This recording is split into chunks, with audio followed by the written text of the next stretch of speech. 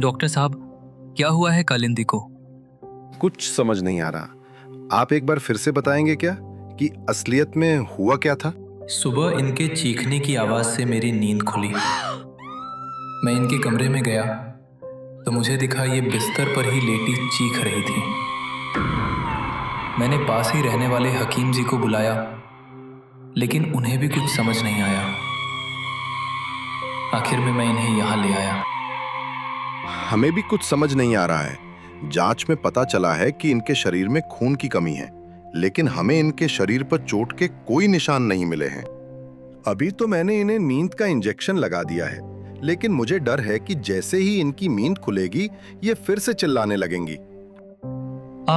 आप तो डॉक्टर हैं, आपके पास तो हर समस्या का इलाज रहता है ना। आपको जितने पैसे चाहिए मैं दे दूंगा, बस आप इन्हें ठीक कर दीजिए। मैं आपकी भावनाओं को समझ रहा हूं, लेकिन पैसा हर समस्या का समाधान नहीं होता। मैं नर्स को बोल देता हूं कि वो इन्हें एक बोतल खून चढ़ा देगी।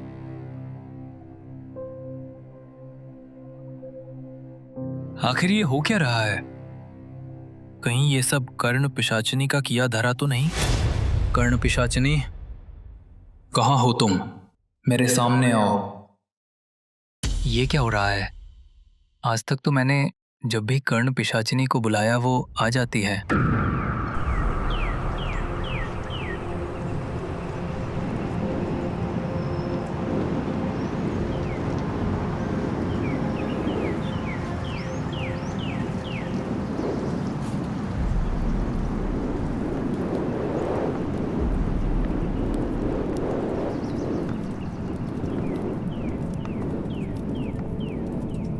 लगता है तुम रास्ता भूल रहे हो बालक। ये जगह पवित्र शक्तियों की पूजा करने वालों के लिए नहीं है। मैं जानता हूं कि मैं कहां आया हूं और मैंने बहुत सोच समझकर यह कदम उठाया है। अच्छा, तो बताओ क्या चाहिए तुम्हें? मारक शक्ति। इसके लिए तुम्हें अपना रक्त इस अग्नि में डालना होगा, तब तक जब तक कि वह शक्ति तुम्हारा काम करने के लिए मान नहीं जाती। ऐसा भी हो सकता है कि तुम्हारे शरीर का रक्त खत्म हो जाए और वह शक्ति प्रकट ही ना हो। मैं ये जोखिम उठाने के लिए तैयार हूं। बहुत बढ़िया, तो मैं प्रक्रिया शुरू करता हूं। तुम अपने शरीर से सारी पवित्र चीजें हटा दो और अपने शरीर पर शमशान की राख मल लो।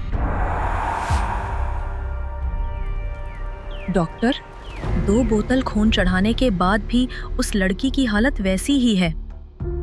ब्रजमोहन जी, कालिंदी। हाँ, मैंने सुना, लेकिन ऐसा क्यों हो रहा है?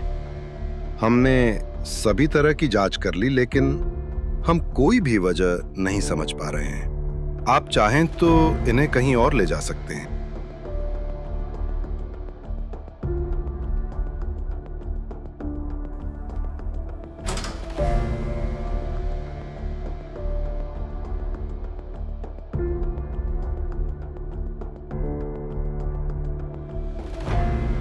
मुझे माफ कर देना कालिंदी, मैं तुम्हारे लिए कुछ भी नहीं कर पा रहा हूँ। तुम्हारे साथ जो भी हो रहा है उसकी वजह मैं ही हूँ। अरे, कालिंदी के गले पर यह निशान कैसा? कर्ण पिशाचिनी, मुझे मालूम है तुम यही हो, मेरे सामने आओ।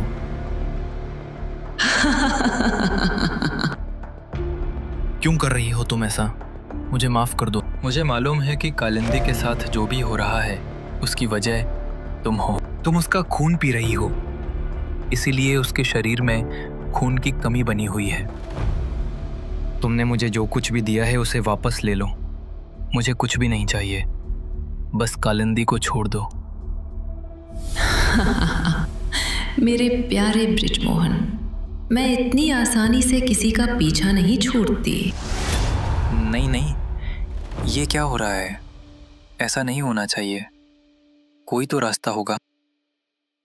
वो किताब जो मुझे पिताजी की अलमारी में से मिली थी, शायद उसमें कोई समाधान हो।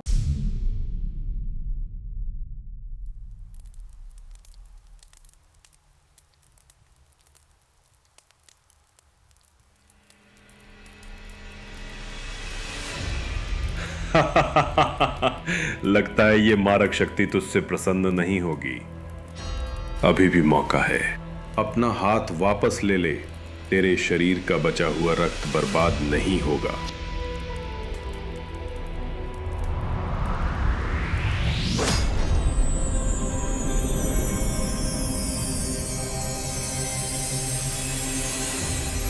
अद्भुत, अद्भुत।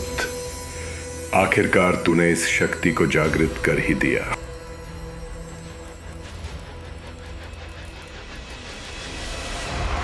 अब ब्रिजमोहन को कोई नहीं बचा सकता।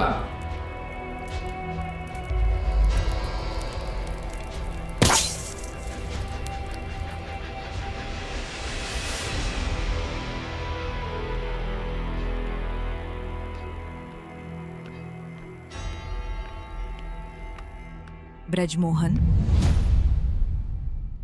माँ, तुम यहाँ क्या कर रही हो?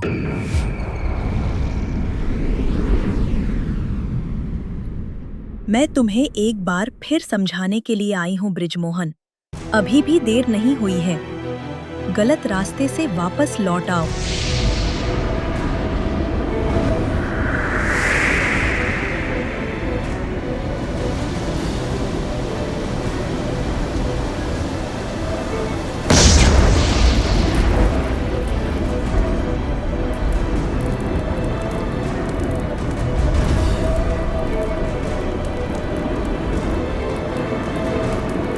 माँ,